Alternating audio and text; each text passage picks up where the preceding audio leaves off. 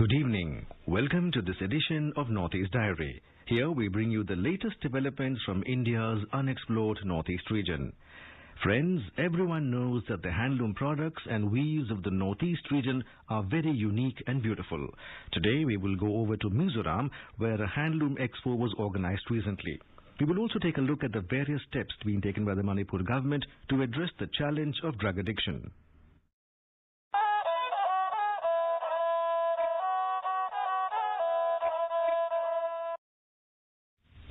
With the COVID-19 pandemic slowing down, life is gradually getting back to normalcy everywhere.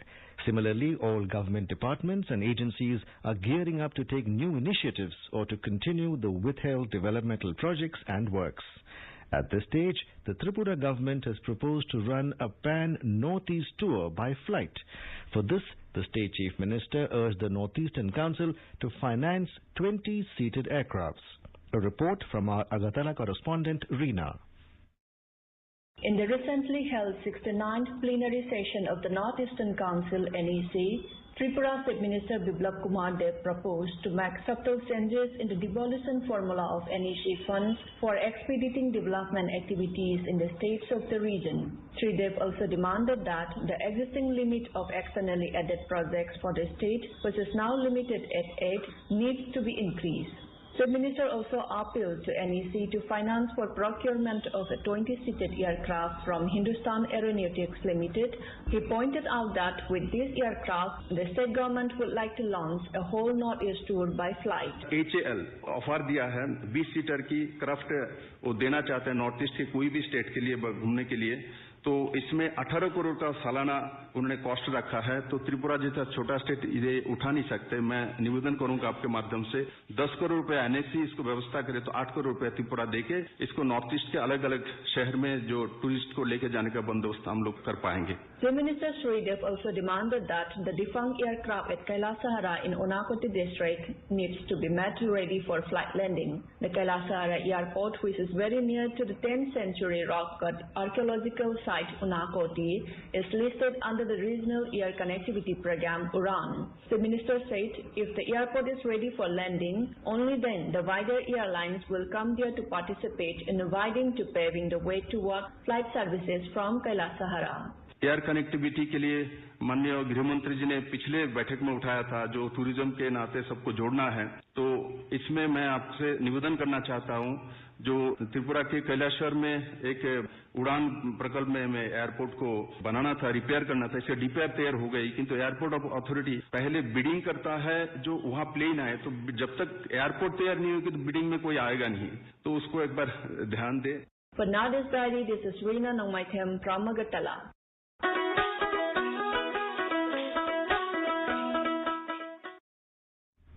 16-year-old Swastika Mangair from South Sikkim recently made the state proud after being elected as the Deputy Prime Minister of the National Inclusive Children's Parliament.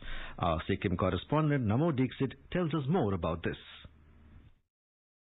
Swastika Mangair is not new to leadership roles. Besides being elected as Deputy Prime Minister of the National Inclusive Children's Parliament, she has been the Bal Panchayat President of Pokluk Tinchung Gram Panchayat Unit and also a member of the South District Children's Parliament. Swastika shares her journey, motivation and aspirations. I've been a part of the District Children's Parliament, South District, since 2019 as Parliamentary Affairs Minister, and I feel honored to have received the golden opportunity to represent the state this time in the National Inclusive Children's Parliament. I learned a lot during the 7-day-long Parliament session and got highly motivated to work for the children of our state as a child leader. And now, being elected as the National Deputy Prime Minister, I shall do my best to fulfill all my responsibilities to the best of my abilities. I aspire to inspire and encourage more children to participate in such forums and emerge as child leaders. The election concluded on 29 January 2021, in which Swastika received the second highest votes, making her the Deputy Prime Minister, while North Sikkim's Yogesh Vishwakarma was selected as the Minister. The oath ceremony was held on 31st January. District Child Protection Officer from South District Sikkim, Roshnira Gurung, speaks about the significance of the achievements. This time we selected 2 representatives to represent the state at the National Inclusive Children's Parliament. Swastika Mangar, 16-year-old student from Poklok Denchum, Nandugaon School, and Yogesh Vishwakarma, 15-year-old child from North District. So these two children got an opportunity to participate in the 7-day-long National Inclusive Children's Parliament. In the history of Sikkim, we have children participating at a national forum representing the children of the state. A span of 2 years, they fulfill their roles and responsibilities as child leaders, as Deputy Prime Minister, as Minister of Peace, Justice and Strong Institutions. So I wish them all the best. I'm sure that they're going to inspire, motivate and encourage other children as well to follow the footsteps and become flag bearers and torch bearers of inclusive democracy, wherein they say children also have their space and their place in policy making process.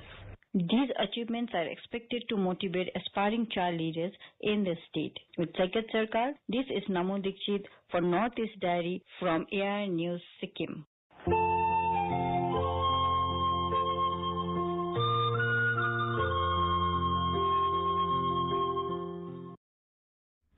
The handloom in the Northeast region has played an important role in not only economic development but also cultural expression.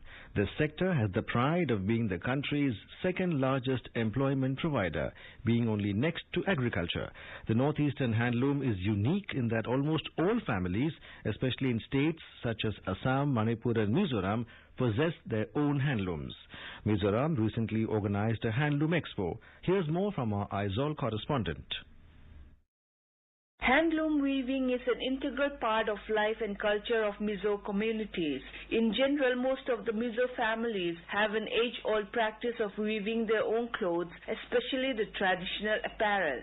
Naturally, the National Handloom Expo, organized annually, draws huge people in displaying, selling and buying of handloom pieces. This time, it was organized in the third week of last month. An official from Zohan Co, Silal Monpui, informed that total of 40 stalls were put up in the expo, wherein more than 100 weavers from the state displayed and sold their handloom products. This expo is organized by Mizoram Handloom and Handicraft Development Corporation Limited, Zohenco, under the funding of National Handloom Development Program. Weavers and handicraft artisans across Mizoram and one handloom weavers from Northeast are eligible to participate. Due to COVID-19 pandemic, this expo could not be held in 2020. This year also, people from Northeast state could not participate. The theme for this year National Handloom Expo is Buy Local, Support Local Economy. For promotion of Mizo Handloom, we first need to work on development of production and design to meet the requirement of international market or to produce export quality. On the occasion, the Commerce and Industries Minister, Dr. Alal Thangliana, lamented that the handloom sector was badly affected by the COVID-19 pandemic. He said that there were hardly any sales by the weavers in the last 10 months, which has certainly an adverse effect on the weavers' families and the state economy as well. Referring to the fact that this sector contributes large to the state economy, Dr. Lal Thanglian appealed to the creative persons engaged in handloom work towards increasing their product range and upscaling design so that their products find a market beyond the state. For Northeast Diary, this is Irene from Aizawl.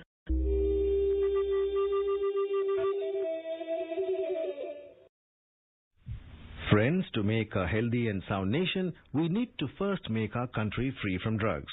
These drugs mean those psychotropic substances which harm our body. In Manipur, Chief Minister N. Biren Singh initiated a campaign known as War on Drugs to make Manipur free from drugs. The campaign has become so encouraging that even those villagers who themselves planted the poppy plants from which opium is manufactured have started destroying the plantation. A report from our Imphal correspondent J.J. Thokchom.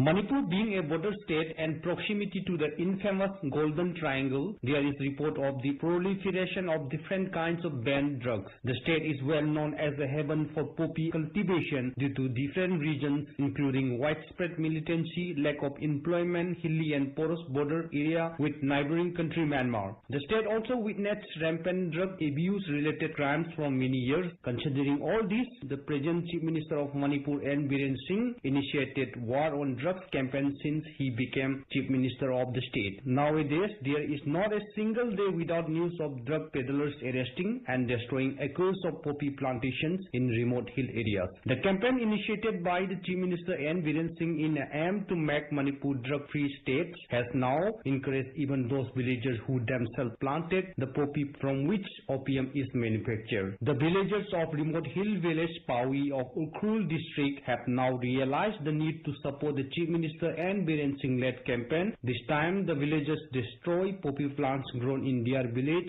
to mark joining and supporting the campaign. Talking to AIR News, the chairman of Pawi village, Mr. Sangrehan Khare, said that opium manufacture from poppy has affected youth of his village and decided to destroy the plantation. मेरा नाम तो संग्रहण village chairman के village एक आदमी पैसा कमाता है, दो आदमी पैसा कमाता है, ये तो छोकरा लोग पीता है, ये तो कहाँ होगा, खाओगा, छोकरा लोग पकड़ा बर्बाद होने वाला है, क्योंकि माँ बाप लोग की बोला है, ये तो नहीं होगा, क्योंकि हम लोग भी ये लोग नहीं मानता है, ये तो सरकार भी नहीं मानता है, ये तो सब गाँव का आदमी लोग भी नहीं मानता है, ये तो नहीं होगा, क्योंकि हम लोग खत्म कर दिया। पोपी के बदली में सरकार ने कहने से तो हम लोग को आलू मकई दे सकता है। Appreciating the move of villagers, Manipur Chief Minister N. Biren Singh announced a reward of ₹10 lakh for the village and instructed the official of horticulture, agriculture and fisheries departments to arrange suitable alternative livelihood activities for the villagers. Sri Biren also urged other villagers across the state to follow the path and expressed that the village Pawi would be promoted as a role model in the government's war on drugs. JJ Thoksom from Imphal for AIR News, Northeast Diary.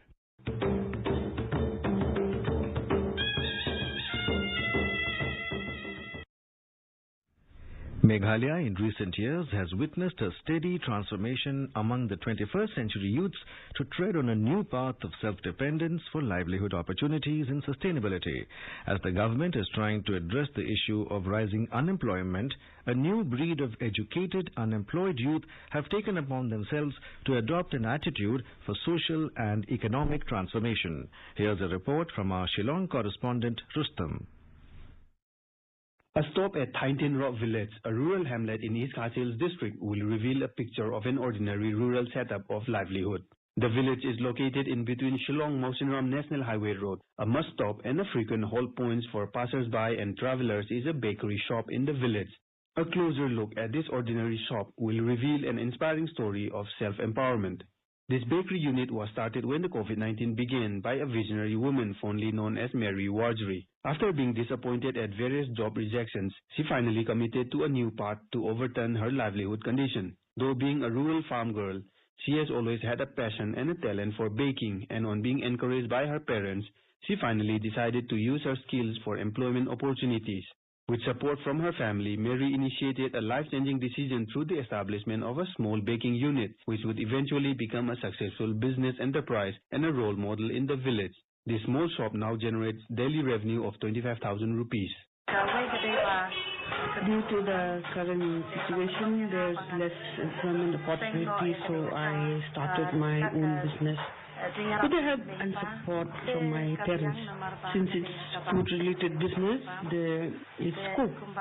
And my shop is located on the roadside where other villages, cars and buses passes through. So, and it also has a good parking space. I do get feedback from the customers saying that the food is good, and nice to hear from them saying that it's a good turn of events eventually. The sheer commitment and dedication of Mary and her family transformed the unit from self-employment into employment generation in a very short span of time. The unit, which initially started with cakes, has now grown into a hotspot for eatables such as bread, biscuits, buns and others. The small establishment has now been able to create employment opportunities to 12 unemployed youths of the village. To ensure an organized business model, she also put in place a team of specialized and networking channel, particularly for technical, marketing and financial accounting. The Rural Banking Unit has also been able to win the trust and confidence of employees and customers for service and production. Though started with a humble attitude for self-reliance, Mary is now more confident of determining the path towards for better life and ensuring that the platter on the table of her family and that of the employees is never empty. This is Rustam for Northeast Diary from AIR News, Shillong.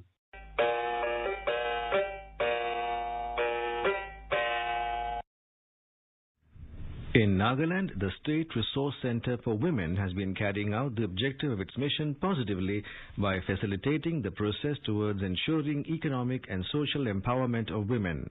Emphasis is being given on health and education, eliminating violence against women, and creating awareness about various schemes and programs meant for women. A report. Nagaland has been successfully implementing various schemes such as Beti Bachao, Beti Padhao, One Stop Center and Women Helpline 181, all of which are under the Ministry of Women and Child Development, Government of India. Various outreach programs and awareness campaign has become a regular activity to inform and encourage women to utilize its services in case of need. Nodal Officer of Beti Bachao, Beti Padhao, Nagaland, Juliana Madon said, the introduction of centrally sponsored schemes like the Beti Bachao, Beti Padhao Women Helpline in the state has seen a positive impact on the women beneficiaries. We are under the umbrella of the National Mission for Empowerment of Women of the Ministry of Women and Child. Now, basically, we are dealing with the Beti Bachao, Beti Padhao. We are also the Noodle Agency for Women Helpline 181 and One Stop Center. If we are to look at the schemes, personally, as a woman, I feel that it is having a positive impact on our beneficiaries. If you look at the safety of the girl child and education of the girl child, I believe it's very relevant. And with the kind of awareness that we have been going, people have been coming forward and giving a positive response to the scheme, as well as the mindset of the people, we feel that they're changing. And when you first look at 181, it's not only about women in difficult circumstances calling up the 181 helpline. It is also about women who wants to know about the schemes. And when you look at the one-stop center again, are women who are affected by violence. Now, everything has to be given to them under one umbrella. Our only concern is that we lived up to the promises that we're giving to these beneficiaries, as well as the ministry lives up to the promises that they have given us, that they'll stand by us. We feel that education of the girl child is very important. Without her education, a girl child will not be able to achieve many of the things that she is entitled to. For Northeast Diary, this is Asonyo from AIR News, Kohima.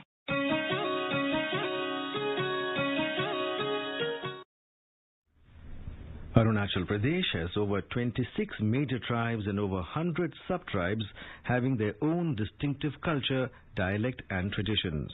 But one thing that is most common among majority of these tribes are a lack of scripts and very few historical written records. That also by non-tribals. Traditions and culture have been passed on to the next generations through oral literature and other forms. But today efforts are being taken up by many of these tribes and even some individually to preserve the records and findings made by researchers about their history. A report. Nokte is one of the major tribes in Arunachal Pradesh, and just like many other tribes, it doesn't have its own script. But this lack of script now is not a barrier anymore. In Tirap district, a Nokte young man named Wangtam Homcha Loang has recently launched a Nokte digital library with an aim to make people, and specifically the young generation of the Nokte community, aware about its culture, tradition, and its history. Loang is a final year master degree student in political science. The library is a section of his website, noctedigest.com, which he sustains on his own. Mr. Loang says that the digital library gives free access to books, reference articles, and historical documents about the history and culture of the Nokte tribe. Nokte Digest Digital Library, also known as Electronic Library or Online Library. So it's a collection of more than 10 books, 15 reference articles, and at least 30 historical documents. And all of it is in downloadable in the PDF format. So all of the contents of the digital library is about the history and culture of the Nokte tribe. And all of the articles, books is authored by foreign non-Noctian and Noctian writers. In the digital library, the oldest book is in Romanized Noctian language. It was printed in 1840 AD and was written by Mrs. Ruth M. Bronson, the wife of American Baptist missionary Miles Bronson. The book is actually a translation of Worcester's primer and was given the title Natahe Herang Tabanwa Nyabrang, which means the first book for children's learning. So through this book, Mrs. Bronson hoped to teach the Nocte people how to read and write in Nocte language, in English language. Mr. Loang says that the information on Nocte tribe is sufficiently available on the internet but are scattered here and there and needs a lot of efforts to connect one with the other. This digital library has compiled all the required information in a single place in categorical order, making things easier. I've divided the library in 5 steps. Shelf A, where one can find books written on the Nocte tribe by foreign authors. It includes both grammar, dialect, history, culture, and all that. And in Shelf B, there are books written on the Nocte tribe by the Nocte authors only. So it also contains like everything from dialect, culture, and history. So it's all jumbled up. Nothing is like, not only one type of content is there in the library. Mr. Luang claims that around 70% of the facts and information about Nocte tribe can be gathered from his digital library. For Northeast Diary, this is Rakesh Dole, Air News, Itanagar.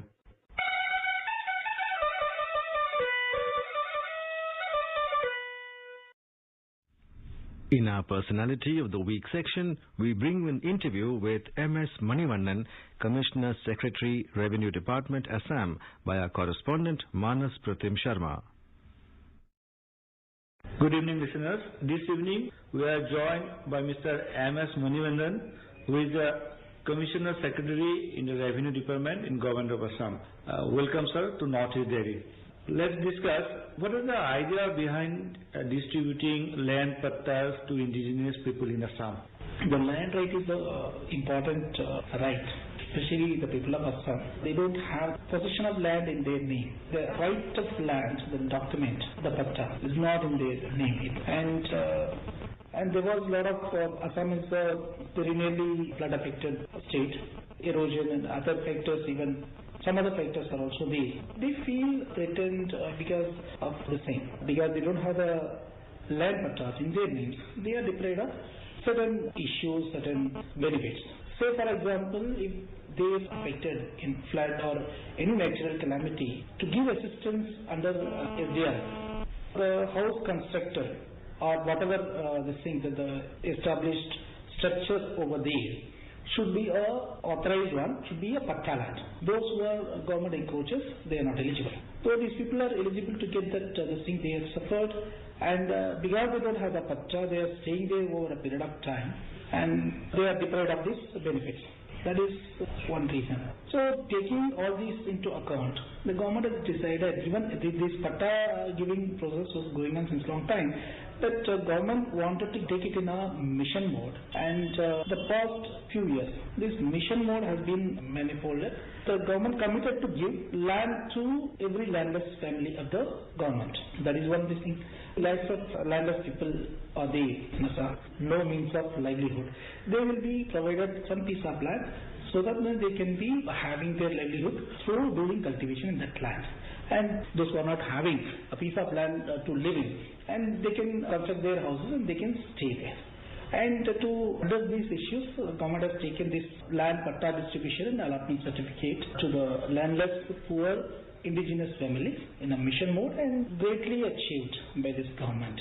So far, how many people have been allotted land pattas, and how many people are going to get land pattas in coming days? December 2020, around 2.28 lakh people were distributed with land pattas and allotment certificates. Since 2016, the government came into power. And another 1,07,800 pattas were distributed when Honorable Prime Minister visited recently to Assam. And he distributed pattas ceremonially to the landless poor indigenous people. And rest were distributed by the deputy commissioners and other revenue officials in their respective districts. And whatever is left out, the people will be identified, and through due process, they will be issued land pattas.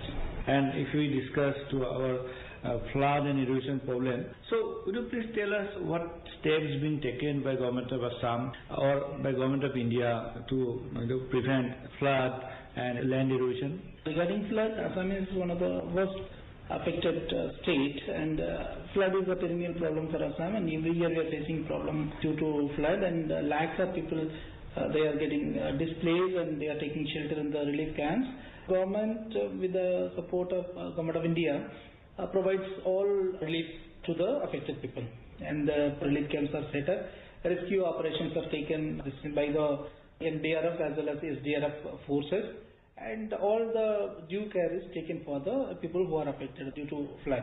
And for their rehabilitation also, whatever provisions are there in the Disaster Management Act and as per the SDRF norms, we provide relief to the people. And Government of India also sanctioned SDRF last year. They sanctioned 858 crores have been allotted to Assam. It's a 90-10 ratio. 90% is shared by Government of India and 10% share is given by State of Assam. And this 90% amount has been released to Assam. And this helps us a lot. And again, they send the team, interministerial team, to monitor these relief measures have been taken. And based on that, the measures were, the damages were more. And they provide us funds under NDRF also. And this year we sought 2,643 crores assistance under NDRF. We are looking forward from Government of India, and flood memorandum to the tune of that amount has been submitted. These are the damages, and time to time whatever is required support is required is provided by Government of India. And your department, along with help of other departments, have developed, initiated new measures. One of them is that the early flood warning system. So would you please elaborate what is the early warning system and how this system is helping you? This early warning system, which is in place in Assam State Disaster Management Authority, with the support of NISAC, Northeastern Space Application Center, they give us based on the data available from satellite. And the early warning system now issued is 24 hours before we get the early warning system. And we immediately disseminate it to the field officials up to circle level, up to village level to that extent.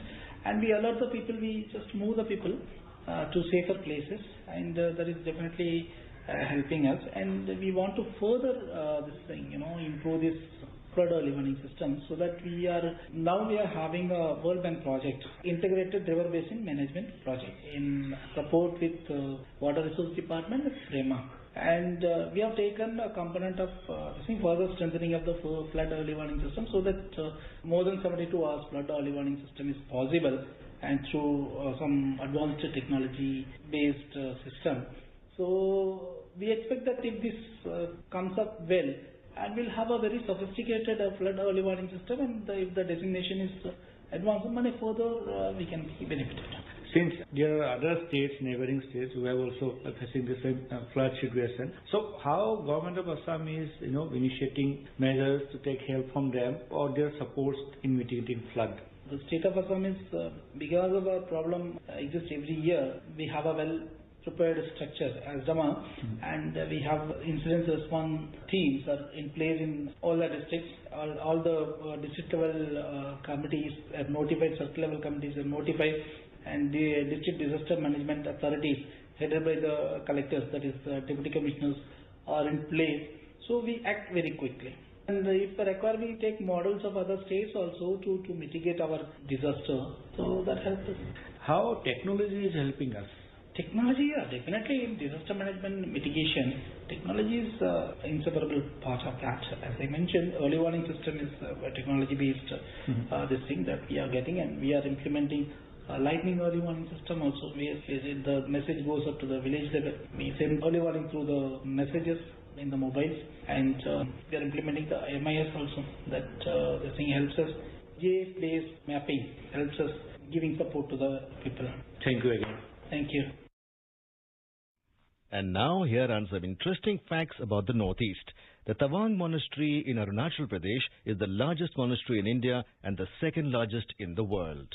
India's longest river bridge, the Dhola Sadia Bridge, connects Arunachal Pradesh with Assam.